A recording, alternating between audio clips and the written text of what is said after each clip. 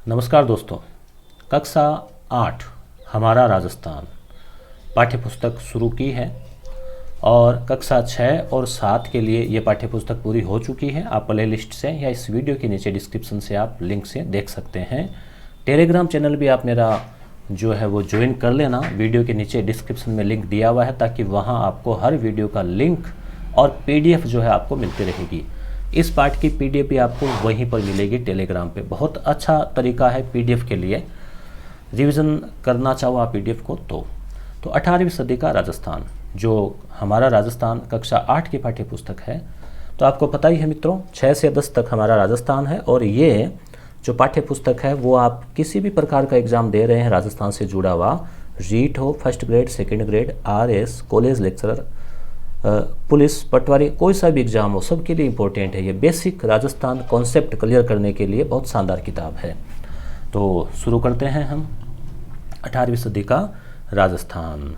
18वीं सदी का मतलब ये हुआ मित्रों, 18वीं सदी का मतलब होता है 1700 से लेके 1800 के बीच का जो समय होता है, तो उसे हम कहेंगे 18वीं सदी। इतिहास में क्या होता है कि लास्ट वाला, जैसे अभी चल रहा है 2020, ये इसका पूरा जो 100 साल है वो 2100 पे होंगे, तो वर्तमान में चल रही है 21वीं सदी। तो 18वीं सदी के राजस्थान की हम बात कर रहे हैं। इस समय क्या है, अंग्रेज़ों का जो है वो चल रहा था दबदबा और राजा महाराजाओं के बीच में जो है उत्तराधिकार को लेकर संघर्ष चल रहा था और मराठे जो है राजस्थान में हस्तक्षेप कर रहे थे। मराठा शक्ति को सर्वप्रथम शिवाजी ने संगठित किया। आप जानते हैं छत्रपति शिवाजी के बारे में। शिवाजी की मृत्यु के बाद में जो है मराठों में उत्तराधिकार का भी संघर्ष हुआ और जो मराठे हैं वो अलग अलग जो सरदार थे, जैसे पेशवा है, फिर उसके अलावा होलकर, सिंधिया, गायकवाड़, भोंसले, ऐसे अलग अलग शाखाओं में बंट गए। जैसे बड़ौदा के गायकवाड़, ग्वालियर के सिंधिया, ठीक है, इंदौर के होलकर, तो इस तरह से, और पूना में पेशवा। तो अब क्या है कि जब आगे जाकर मराठे क्या है कि लूट खसोट करने लग गए, उनके जो सरदार थे ना, धन के लिए और के लिए। तो औरंगजेब की मृत्यु 1707 में हो गई थी। हम विस्तार से बात कर रहे हैं। अगर आप कक्षा 8 के विद्यार्थी हैं तो भी आपके काम का है, और आप कंपटीशन वाले हैं तो आपके लिए काम का है ही ये वीडियो। तो 1707 में औरंगजेब की मृत्यु हो गई। उसके बाद में मुगल साम्राज्य भी क्या है, जर्जर हो गया और उनमें भी उत्तराधिकार की लड़ाई होने लग गई। तो मराठा शक्ति ने उत्तर भारत में विस्तार की नीति अपनाई, क्योंकि अब उनको टक्कर देने वाली कोई बड़ी शक्ति नहीं थी, जिससे वे मालवा और गुजरात, मालवा यानी मध्य प्रदेश वाला क्षेत्र, और गुजरात में वे आक्रमण करने लगे, यानी महाराष्ट्र से इधर आगे बढ़ने लगे। फिर राजस्थान में भी हस्तक्षेप शुरू कर दिया। मराठों का मालवा और गुजरात पर आक्रमण राजस्थानी शासकों के लिए चिंता का विषय बन गया, क्योंकि उनको लगने लगा कि गुजरात तक आ गए हैं तो अगला हमला राजस्थान में है। मराठे क्या करते थे कि वो कई बार जैसे सुपारी वाला काम है ना, इस तरह से करने लगे थे। हम उत्तर मराठों की बात कर रहे हैं। तो ये क्या करते कि मान लीजिए एक रियासत पर हमला करना है, तो ये दूसरी रियासत है, इन दोनों में आपस में अनबन है। तो एक रियासत मराठों को सुपारी दे देती कि इस पे हमला कर दो, 1 करोड़ रुपए आपको नगद देंगे। मराठे इस रियासत से बात करते कि हम हमला करने वाले हैं, 1 करोड़ की बात हुई है। ये कहते कि हम 2 करोड़ देंगे, वापस उसमें हमला कर दो। तो एक ऐसी स्थितियाँ, एक उदाहरण के लिए आपको समझाया है कि ये जो समय था ना 18वीं सदी का, ये इस टाइप का हो गया था। तो सर्वप्रथम राजस्थान में 1711 ईस्वी में मराठों ने मेवाड़ में प्रवेश किया था। हालांकि हस्तक्षेप वाला नहीं है, केवल प्रवेश किया था। 1720 में पेशवा बाजीराव, आपको याद होगा शिवाजी के बाद जैसे पेशवाओं की हम बात करें तो 1713 से 1720 तक थे विश्वनाथ।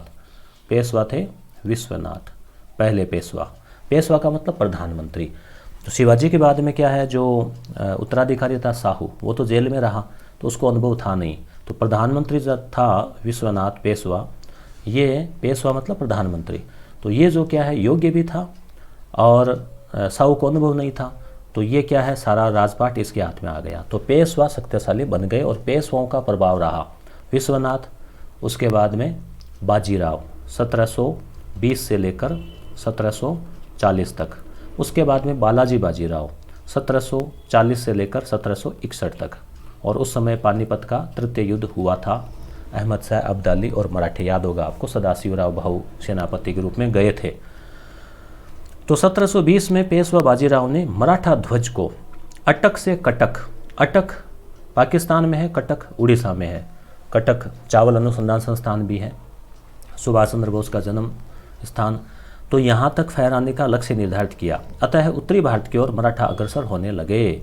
1726 ईस्वी में मराठों ने कोटा और बूंदी पर आक्रमण किए। इसके पश्चात 1728 ईस्वी में डूंगरगढ़ बांसवाड़ा के शासकों ने खिराज देना स्वीकार कर लिया। खिराज का मतलब एक प्रकार से टैक्स, कि भी मराठों को कहा कि आप हमला नहीं करें, हम आपको टैक्स दे देंगे। 22 अप्रैल 1734 ईस्वी में मराठों ने बूंदी के शासक बुद्ध सिंह को पुनः वहाँ का शासक बना दिया। ये इंपॉर्टेंट है, 1734 अप्रैल की बात है। तारीख इतिहास में ज़्यादा याद नहीं रखनी पड़ती, सन जरूर कभी कभी पूछ लेते हैं। तो मराठों ने सबसे पहले कहाँ हस्तक्षेप किया? बूंदी। ये याद रखना प्रिय विद्यार्थियों, क्वेश्चन पूछा जा सकता है, एग्जाम में पूछा भी गया है। बूंदी मिठाई होती है ना, तो बूंदिया खाने के लिए आया, ये मारवाड़ी याद रख लिया। पेल बहुत मराठा कट आया, बूंदिया खान में बूंदी आया। ठीक है, बूंदी। शासक वैसे नाम है बुद्ध सिंह। यह मराठों का राजस्थान की राजनीति में प्रथम हस्तक्षेप माना जाता है। तो इससे अब राजस्थान के शासक भयभीत हो गए कि नहीं तो फिर इनका हस्तक्षेप बढ़ता जाएगा, क्या करें। तो जयपुर के उस समय महाराजा थे सवाई जय सिंह, जिन्होंने जयपुर बसाया था। और याद होगा आपको 5 वेधशालाएँ बनाई, ट्रिक भी मैंने बता रखी है, डीजे बम, ठीक है। और उसके अलावा जंतर मंतर वगैरह, जीज मोहम्मद शाही पुस्तक लिखी, वो जय सिंह। उन्होंने एक आइडिया दिया कि क्यों न हम एक सम्मेलन बुलाएं सभी राजस्थान के राजा और मराठों को रोकें। ठीक है, उन्होंने ये कहा कि मराठों को रोकने के लिए एक सम्मेलन बुलाते हैं। तो तैयार हो गए कि चलो ठीक है। तो हुरडा में सम्मेलन हुआ। मोस्ट इम्पोर्टेंट है, बहुत बार प्रश्न पूछा जाता है। और अभी आपको ध्यान में होगा, राजस्थान पुलिस कांस्टेबल में भी विद्यार्थियों के मैसेज आ रहे हैं कि 6 और 7 के पाठ्य पुस्तक में से कई प्रश्न आए हैं सीधे सीधे। तो राजस्थान के राजपूत राजाओं ने मराठों की बढ़ती शक्ति को रोकने के लिए 17 जुलाई 1734 को हुरडा, कहाँ है? भीलवाड़ा, देखो हड़ा, ठीक है, एक सम्मेलन बुलाया। ये तारीख कैसे याद रहेगी? देखो 17, 17 का 17, 17 दूनी 34, 17 51, पढ़ा याद है ना? तो 1734। तारीख भी 17 है संयोग से, जुलाई का महीना है 7वां, तो 7, 7, 7, ठीक है। तो 1734 आप जरूर याद रखना। और बूंदी वाली घटना के बाद की घटना है, ये भी याद रखना। ये घटना है अप्रैल की और ये घटना है जुलाई की, ठीक है। जिसकी अध्यक्षता किसने की? मेवाड़ के महाराणा जगत सिंह। अब आपको पता है किसने की? जगत सिंह ने। पूरे जगत को जानकारी है, इसे ट्रिक से याद रख लेना। जगत सिंह द्वितीय। और इसमें सवाई जय सिंह आए जयपुर वाले, जोधपुर के अभय सिंह। याद है इनके समय कोई खास घटना? आपको याद होगा खेजड़ली आंदोलन। तो खेजड़ली वाले समय महाराजा अभय सिंह ही थे। और वो जो गिरधारी सिंह था हकीम, याद है आपको? अमृता देवी का बलिदान। नागौर के भगत सिंह, कोटा के महाराव दुर्जन साल, इन शासकों ने भाग लिया।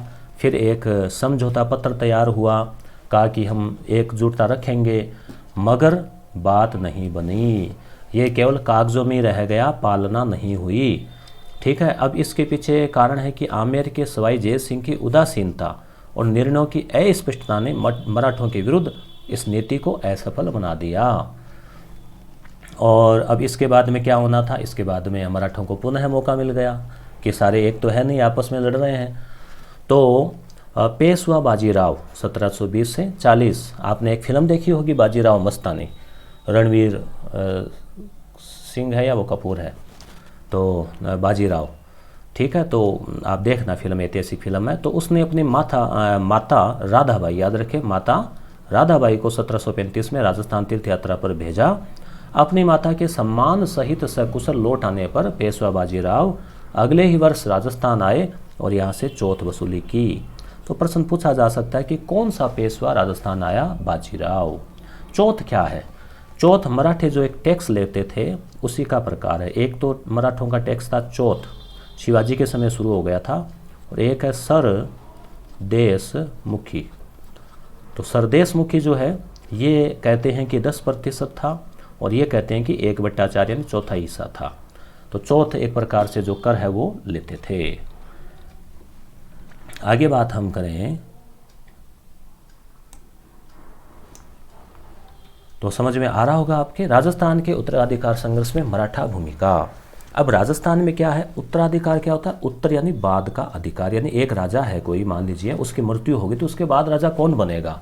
तो सामान्यतः ज्येष्ठ यानी बड़ा पुत्र बनता था, या राजा जिसे घोषित कर देता था वो बनता था। मगर कई बार क्या होता है कि मान लीजिए संतान 5-6 है, बड़ा पुत्र कभी योग्य नहीं है, या मान लीजिए सरदार या सामंत दूसरे पुत्र के साथ है, या मान लीजिए राजा के 4 या 5 रानियां हैं, तो 2 पुत्र एक के हैं, 3 एक के हैं, कोई किसी के, तो उनमें आपस में संघर्ष हो जाता था। तो 18वीं शताब्दी में ये एक बड़ा संघर्ष रहा और इसमें मराठों को मौका मिल गया। और देखो लड़ाई होती है तो बंदर बांट वाली बात है, मौका मिल ही जाता है। जयपुर उत्तराधिकार संघर्ष। जयपुर का उत्तराधिकार का संघर्ष क्यों हुआ, इसके पीछे की इंपॉर्टेंट वजह आप देख लीजिए। तो जयपुर वाला जो संघर्ष हुआ, इसके पीछे वजह यह रही कि उदयपुर के महाराणा अमर सिंह द्वितीय, ठीक है, ये नाम याद रखना आप, उदयपुर के महाराणा अमर सिंह जो द्वितीय है। अमर सिंह प्रथम तो पता होगा महाराणा प्रताप के पुत्र थे, ठीक है, ये अमर सिंह द्वितीय है। इनकी पुत्री थी चंद्र कुंवर बाई। इसका विवाह है सवाई जय सिंह, जयपुर के संस्थापक याद होगा, उनके साथ में हो गया था, कर लिया था इन्होंने। और शर्त ये रखी थी कि इससे चंद्र कुंवरी से जो पुत्र उत्पन्न होगा वो ही अगला राजा बनेगा। और चंद्र कुंवरी से जो पुत्र उत्पन्न हुआ उसका नाम रखा गया माधो सिंह। तो इस शर्त के अनुसार माधो सिंह क्या बनना था, राजा बनना था। मगर सवाई जय सिंह ने क्या हुआ, 1743 में मृत्यु हुई, तो उन्होंने एक विवाह और एक ऐसा ही वादा और कर रखा था। कहाँ इन्होंने कर रखा था, जयपुर के माफ़ी चाहूँगा जोधपुर की जो महारानी थी, इसमें यहाँ नाम आ जाएगा जय सिंह के ज्येष्ठ पुत्र, हाँ, तो उनसे जो पुत्र उत्पन्न हुआ था उसका नाम था ईश्वर सिंह। हालांकि ईश्वर सिंह बड़ा था मगर ये पहले से उत्पन्न था, फिर भी जय सिंह जो है यहाँ मेवाड़ में एक वादा करके आ गए। तो अब क्या होना था, लड़ाई तो होनी थी कि भाई ये ईश्वर सिंह तो पहले से हैं, तो उसने कहा मैं तो बड़ा हूँ, और जबकि वो वादा इधर कर चुके हैं, तो दोनों के बीच में लड़ाई हुई, उत्तराधिकार का युद्ध हुआ। और इस युद्ध में हालांकि ईश्वर सिंह जीते, मगर ईश्वर सिंह को इतना तंग किया गया मराठों के द्वारा कि लास्ट में इनको आत्महत्या करनी पड़ी। ईसर लाठ सरगासूली जयपुर में बनाई ना, वहाँ से जंप लगा के कूद के। माधो सिंह है वो काफ़ी शक्तिशाली रहे, इनका जो है काफ़ी बलिष्ठ थे, लंबे चौड़े थे, हट्टे कट्टे थे। आज भी इनका कोट है, देखते हैं 7 फीट का जो है वो। तो यहाँ बात इतनी है, यहाँ ज़्यादा डिटेल नहीं है आपके। तो मराठा सरदार मल्हारराव होलकर ये जो सरदार थे ना, ये कहाँ के थे, इंदौर वाले क्षेत्र के थे। उन्होंने माधो सिंह का पक्ष लिया। ईश्वर सिंह और माधो सिंह के बीच में राजमहल का युद्ध हुआ और बगरू का युद्ध हुआ। हालांकि इस युद्ध में जीता कौन, ईश्वर सिंह। और ईश्वर सिंह की मृत्यु के बाद में कौन शासक बना, माधो सिंह। अपने सेनापति हर गोविंद नटाणी की कुटिलता के कारण ईश्वर सिंह को आत्महत्या करनी पड़ी। तो ये नाम भी आप याद रखना, हर गोविंद नटाणी। तो जयपुर में उत्तराधिकार संघर्ष हुआ, इसमें मराठों ने भूमिका निभाई ना। मराठों ने किसका पक्ष लिया, माधो सिंह का, और किसने, होलकर ने। इसी तरह से जोधपुर में जो लड़ाई हुई उसमें भी मराठे बीच में आ गए। तो हम यहाँ मराठों का हस्तक्षेप पढ़ रहे हैं। जोधपुर में उत्तराधिकार संघर्ष हुआ, वहाँ पर राम सिंह और भगत सिंह के बीच में संघर्ष हुआ, तो जिसमें मराठा जो है पेशवा सिंधिया होलकर के हस्तक्षेप बढ़ गए। अंततः राम सिंह को राज्य का आधा भाग देना पड़ा। तो मारवाड़ का विभाजन हो गया और आर्थिक दशा, व्यापार, कृषि ये सब बर्बाद हो गए। मराठों की मांगें दिन प्रतिदिन बढ़ती गई, और लाओ, कमीशन ऐसे करके, और साम्राज्य को बर्बाद कर दिया। मेवाड़ में अब देखो, मेवाड़ कोई टाइम में क्या धाक थी मेवाड़ की, और अब इस टाइम हस्तक्षेप बढ़ने से और एकजुटता न होने से स्थिति खराब हो गई। 1761 में महाराणा राज सिंह की मृत्यु के बाद में अरि सिंह को मेवाड़ के राज सिंहासन पर बैठा दिया गया। कुछ समय बाद मेवाड़ गद्दी के भी 2 दावेदार हो गए, एक अरि सिंह और दूसरा रतन सिंह। दोनों ने मराठों से सहायता प्राप्त करने के प्रयास किए। परिणाम स्वरूप गृह युद्ध में मराठा हस्तक्षेप होने लगा, जिससे मेवाड़ की सामाजिक, सांस्कृतिक, आर्थिक, राजनीतिक सभी प्रकार का नुकसान हुआ। अब बात करते हैं अंग्रेज और सिंधिया। पाठ 1 चल रहा है अभी। मुगल साम्राज्य के पतन और मराठों द्वारा फैलाई गई अराजकता ने राजपूत शासकों, सामंतों तथा प्रजा में राजनीतिक, आर्थिक और सामाजिक अव्यवस्था उत्पन्न कर दी। ऐसी स्थिति में राजस्थान की तरफ अंग्रेजों का स्वाभाविक झुकाव हुआ। क्यों? क्योंकि राजा जो है, एक तो वो आपस में एकजुटता उनमें बन नहीं रही थी, हुरडा सम्मेलन में देख लिया, आगे भी नहीं बन पाए, मराठे परेशान कर रहे थे। तो अंग्रेज़ उस समय लुभावना ऑफर लाए कि हमसे दोस्ती कर लो, मराठे को हम देखने नहीं देंगे। तो राजाओं के लिए एक अच्छा ऑफर था कि भाई अंग्रेज़ों की सहायता ले लेते हैं तो मराठों से बच जाएंगे। अब उनको ये पता नहीं था कि अंग्रेज़ तो मराठों से भी कई गुना ज़्यादा खतरनाक है, अंदरूनी चाल चलने वाले। तो वे अपनी शक्ति के विस्तार और अन्य राजनीतिक आर्थिक लाभ प्राप्त करने के लिए राजपूत शासकों से मैत्री करने के लिए उत्सुक हुए। अतः 1817 में 1817 और 1818 ये संधियाँ होती हैं, अंग्रेज़ों ने की थी राजस्थान के राजाओं से, अलग अलग राजपूत शासकों ने अंग्रेज प्रकार से संधियाँ शुरू कर दी। देखो, एक तो 1798 में लॉर्ड वेलेस्ली जो है वो संधि लाया था, याद है आपको कौन सी?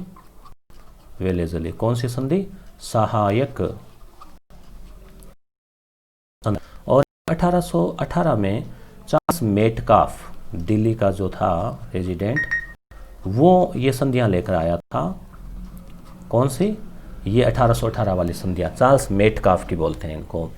तो राजस्थान के राज्यों ने सर्वप्रथम 29 सितंबर 1803 में ही, तो सहायक संधि वाली की ही उपसंधि थी भरतपुर, याद रखना, भरत, राम के भाई भरत, भरतपुर याद रखना, भरतपुर राज्य ने अंग्रेजों के साथ संधि कर ली।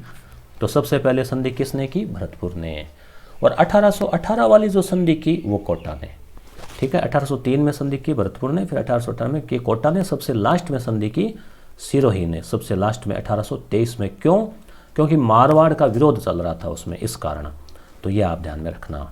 अब ये जो संधियाँ हो गई, इनका परिणाम क्या हुए? संधियाँ क्या थी? अंग्रेज ये कहते थे कि हम आपके राज्य में हमारा एक एजेंट छोड़ेंगे जिसका नाम था पॉलिटिकल एजेंट। अंग्रेज़ों का सिस्टम आपको पता होगा, पूरे भारत का एक अंग्रेज़ अधिकारी होता था जिसका नाम था गवर्नर जनरल, ठीक है, दिल्ली में बैठता था। फिर अंग्रेज़ों के जो राज्य थे, जैसे 11 प्रांत थे ना, मध्य प्रांत, उन प्रांतों में उनका एक एक AGG, agent to governor general होता था। अब उस राज्य का एक, जैसे राज्यपाल या मुख्यमंत्री होता ना, वैसे वो एजीजी प्रत्येक रियासत में एक एक पॉलिटिकल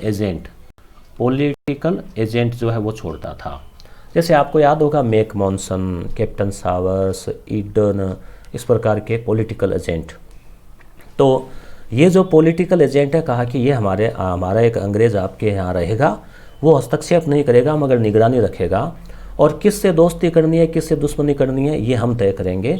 संधि करनी है, युद्ध करना है तो अंग्रेज़ों से पूछ कर करना होगा, बाकी वो हस्तक्षेप नहीं करेंगे। मगर कहने के लिए था, हस्तक्षेप करने लग गए। दूसरी इसमें यह थी कि एक सेना रहेगी जिसका खर्चा वो राजा देगा, मगर उस सेना का कंट्रोल अंग्रेज़ों के पास रहेगा। बड़े चालाक थे। तो इस प्रकार से क्या है कि अंग्रेज़ों के पास एक सेना भी तैयार होगी राजाओं के खर्चे पे। राजा जो है विदेश नीति में अंग्रेज़ों के एक तरह से अप्रत्यक्ष रूप से गुलाम बन गए, राजाओं की सेना थोड़ी कमज़ोर कर दी गई। तो इस तरह से अंग्रेज़ों ने क्या है कि अपने जाल में उनको फांस लिया। इन संधियों के परिणाम क्या हुए? अंग्रेज़ों को दिया जाने वाला खिराज, जो कर दिया जाता था, देश अंग्रेज़ों को कर देना पड़ा अब कि मराठों को मत दो, हमें दे दो। तो अंग्रेज़ों को देने लग गए। अब अंग्रेज़ों के भी वो मराठों की तरह मांगे बढ़ने लग गई। बस अंग्रेज़ वो मराठों की तरह लूट खसोट, यानी कि वो हमला नहीं कर रहे थे वो सुपारी लेके, मगर ये एक अलग तरीके से कूटनीति से जो है मराठों से भी ज़्यादा खतरनाक साबित हुए राजस्थान के लिए और अंग्रेज़ तो पूरे भारत के लिए। अंग्रेज़ों को शासकों के आंतरिक मामलों में हस्तक्षेप का अवसर मिल गया। शासकों को सामंतों के विशेषाधिकार और शक्ति नष्ट करने हेतु दबाव डाला। इससे सामंतों की प्रतिष्ठा को हानि पहुंची। राजा के अंडर में जो बड़े बड़े सामंत होते थे, जिनके पास सेना भी होती थी, जागीर ज़मीन होती थी, उसके मालिक होते थे, वो नाराज़ रहने लग गए। इसी वजह से सामंतों को विद्रोह करना पड़ा। आउवा के कुशाल सिंह का उदाहरण हम देखते हैं। स्वदेशी व्यापार उद्योग हस्ते नष्ट हो गए, जिससे कि अकाल, गरीबी, बेरोजगारी। राजस्थान में ईसाई मिशनरी आने लग गए, ईसाई धर्म का प्रचार करने लग गए। इन सब चीज़ों से जनसाधारण में तीव्र प्रतिक्रिया हुई और आगे जाकर 1857 की क्रांति के रूप में वो विस्फोट हुआ। अहदनामा क्या होता है? इकरारनामा। इकरार है, इनकार है, ना सुने होंगे तो इकरारनामा, कबूलनामा, समझौता पत्र। चौथ एक तरह से सुरक्षा कर। खिराज कृषि भूमि पर लगने वाला कर। अब हम देखते हैं ए बै सैद। और आपको पता ही है, रीट, पुलिस, पटवारी, ऐसे कई एग्जाम है तो ये सीधे सीधे प्रश्न यहाँ से ही पूछ लिए जाते हैं एग्जामिनर के द्वारा। हुरडा सम्मेलन की अध्यक्षता किसने की? 17/7/1734 भीलवाड़ा याद आ गया होगा आपको। महाराणा जगत सिंह द्वितीय ने की। इन्होंने तो सुझाव दिया था और इन्होंने अध्यक्षता की। मराठा शक्ति को सर्वप्रथम छत्रपति शिवाजी महान ने संगठित किया। राजस्थान के राज्यों में सर्वप्रथम 29 सितंबर 1803 को भरतपुर ने अंग्रेज़ों के साथ संधि कर ली। और 1818 का पूछा जाए तो सबसे पहले कोटा, और सबसे लास्ट 1823 इसने याद आया, सिरोही। ठीक है। पेशवा बाजीराव की मराठा नीति क्या थी? मराठा ध्वज को कहाँ से कहाँ फहराना? कटक से अटक। राजस्थान में मराठों ने सर्वप्रथम कब और कहाँ प्रवेश किया? 1734 बूंदी बुद्ध सिंह राजा को बनाया था। सवाई जय सिंह की धर्म बहन बनी हुई थी, उन्हें बहन थी वहाँ, उन्हीं का पुत्र को लेके। जयपुर उत्तराधिकार संघर्ष पर टिप्पणी लिखो। ईश्वर सिंह और माधो सिंह के बीच में जो संघर्ष हुआ, राजमहल का युद्ध और वगैरह टोंक, और हुरडा सम्मेलन में क्या अहदनामा तैयार किया गया कि हम सब मिलकर मराठों का विरोध करेंगे मगर कर नहीं पाए। तो पहला पाठ पूरा हो गया, समझ में आ गया होगा। चैनल को सब्सक्राइब जरूर कर लेवें। कक्षा 8 के हर विद्यार्थी तक इस पाठ को पहुंचाएं और कंपटीशन की तैयारी करने वाले विद्यार्थियों पर भी उनको भी शेयर करें ग्रुप में। वीडियो को लाइक करना अच्छा लगा तो। पाठ 2 में हम पुनः मिलेंगे। धन्यवाद।